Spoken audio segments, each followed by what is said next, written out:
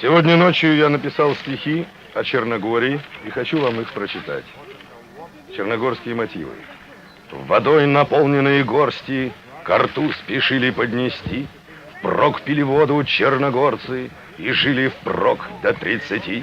А умирать почетно было средь пуль и матовых клинков и уносить с собой в могилу двух-трех врагов.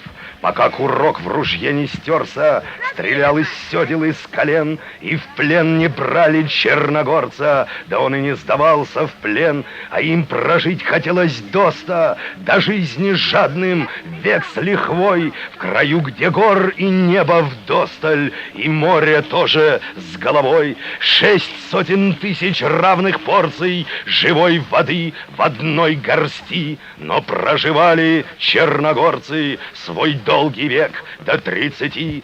Их жены той водой помянут и прячут их детей в горах до той поры, пока не станут держать оружие в руках, и молча лили слезы в траву, чтоб не услышали враги, беззвучно надевали траур и заливали очаги. Чернели женщины от горя, как плодородная земля, за ними вслед чернели горы, себя огнем испепеля.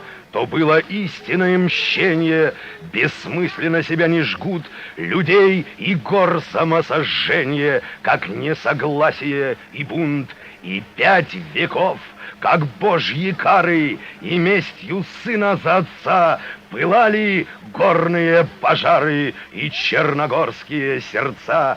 Цари менялись, царедворцы, но смерть в бою всегда в чести не уважали черногорцы, проживших больше 30.